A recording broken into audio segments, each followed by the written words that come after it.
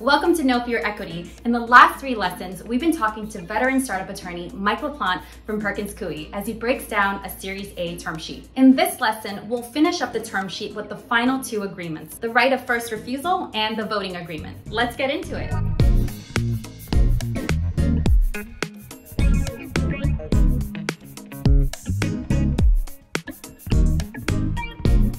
The next agreement I quickly want to touch on is the right of first refusal and co-sale agreement. It's a mouthful. It sounds uninteresting, but this is something that directly affects you as a founder of the company.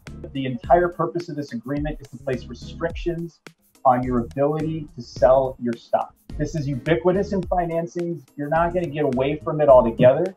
The investors have a right of first refusal if you want to sell it. And if they don't want to do that, they can actually replace some of your shares in the sale. That's what a post-sale right is. There are some things we can negotiate, but in the term sheet, you're going to see this stock language, and there's really no point in attempting to negotiate. The final agreement is the voting agreement. This is where all of the stockholders of the company that own more than 1% of the outstanding shares sign an agreement agreeing to vote their shares in a particular way. There are 2 sort of primary aspects of the voting agreement that I want to draw your attention to.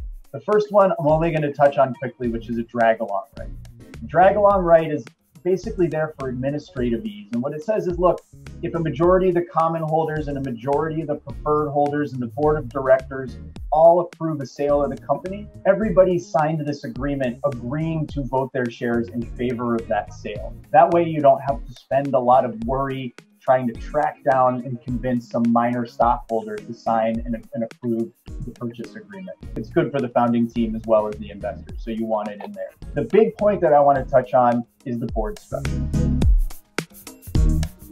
This is probably the most important thing you're going to negotiate at the time of your Series A plan. Founders are really concerned with maintaining control of their company. A lot of founders have the idea that that means maintaining at least 51% of their stock. But like we talked about before, anytime you take on a preferred stock investment, it's going to come with a whole long list of blocking rights. Whether you own 51% or 60% or 20% of the stock, it doesn't really matter. You can't take actions without going through your preferred holders. The true control over the day-to-day activities of the company rests in the boardroom. Board seats are precious. Once you lose a majority on the board, all sorts of things can happen with the company. You can be removed as the CEO. The board can decide to sell the company. So the board is where the true control of your company lies. And that's why this section of the term sheet is so important to pay attention to, because there are some subtleties here that I'm going to talk about that can sneak up on you and you don't realize what's actually happening. So the first thing you're going to note in this section is that the investor is proposing a 5-member board with 2 seats designated by the investors and 3 seats designated by the common. The common obviously is going to be the founding team. Sounds pretty good. We've got a majority for common, 3-2. We haven't lost control of the company yet. But if you dig in a little bit more into what this section says, you realize that that's not actually what's happening here at all. So let's look at what this says. It says 3 persons who are designated by the holders of a majority of the common stock, one of whom has to be the then sitting CEO. So you don't have freedom to choose who that director is going to be. If you lose majority on the board, and if the board decides they want to remove you as CEO, guess what? You also lose your board seat, and whoever takes over is put into that board seat. So when you see that language, one of whom must be the CEO, you probably read that and you're like, well, yeah, of course, I'm the CEO. That's not a problem. But you don't want that language in there tying your board seat to your service as CEO. What if you decide you need to take a little break and you want to go travel around India for the summer? What if somebody in your family gets sick and you need to step down for a little bit and take care of that?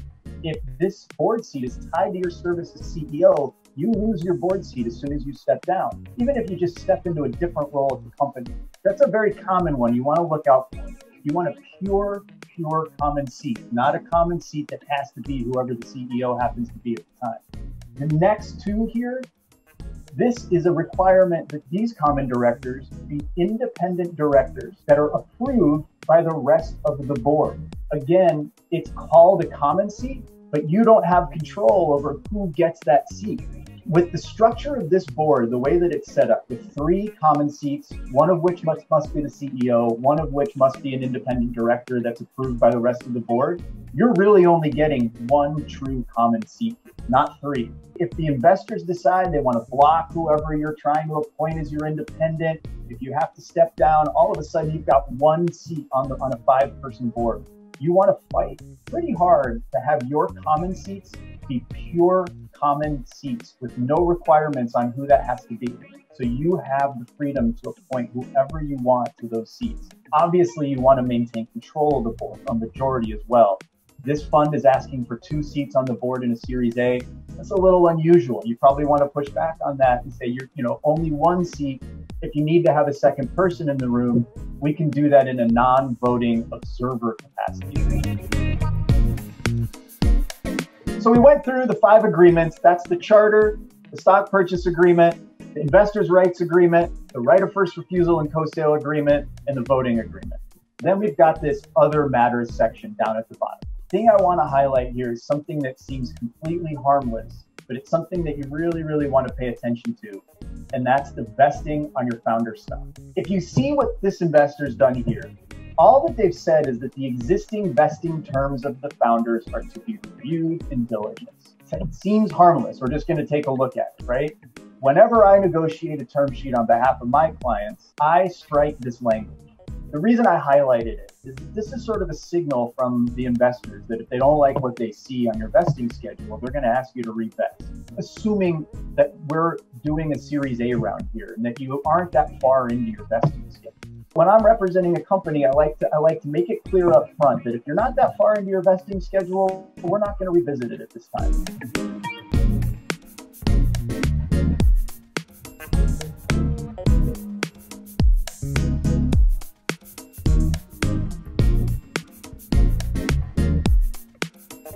And there you go. That was a full breakdown of a Series A term sheet from beginning to end. Big thanks to Mike and his amazing team at Perkins Coie for taking the time to lay it all out for us.